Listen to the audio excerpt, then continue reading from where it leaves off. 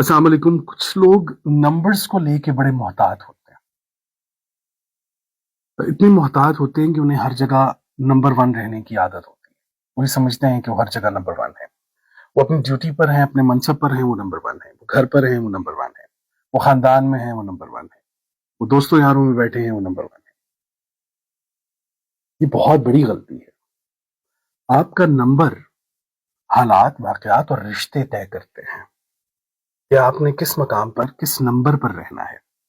आप घर में अगर भाइयों में चौथे नंबर पर हैं और ऑफिस में आप पहले नंबर पर हैं, तो जब आप घर आएंगे तो आपको अपने से बड़े 3 भाइयों को वैसे ट्रीट नहीं करना होगा जैसे आप ऑफिस में दूसरे लोगों को करते हैं।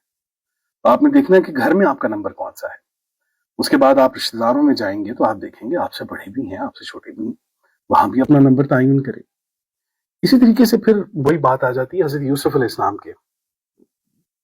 इन दिनों मैं बिल्कुल हजरत यूसुफ अलैहिस्सलाम की सूरत के ऊपर बहुत ज्यादा काम कर रहा हूँ, तो उस वजह से मुझे मिसालें भी सारी वहीं से समझ आ रही हैं। तो बाज औकात नंबर्स को लेके आप देखिए कि कभी कभी इंसान तीसरे नंबर पर आकर मुकाबला जीत जाता है।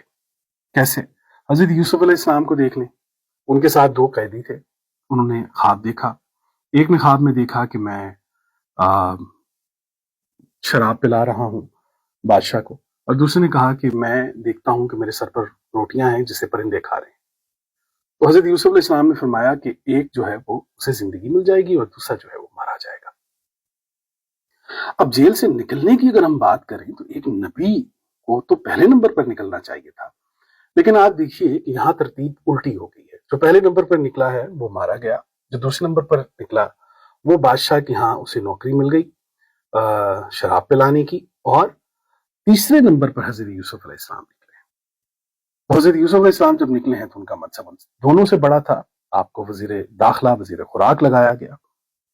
तो बाज औकात आप तीसरे नंबर पर आकर मुकाबला जीत जाते हैं।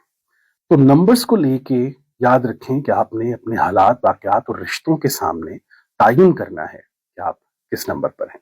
अल्लाह करीम आपको अपनी रहमतों और बरकतों में महफूज रखे। आमीन या रब्बल आलमीन। अस्सलाम वालेकुम व रहमतुल्लाहि व बरकातहू।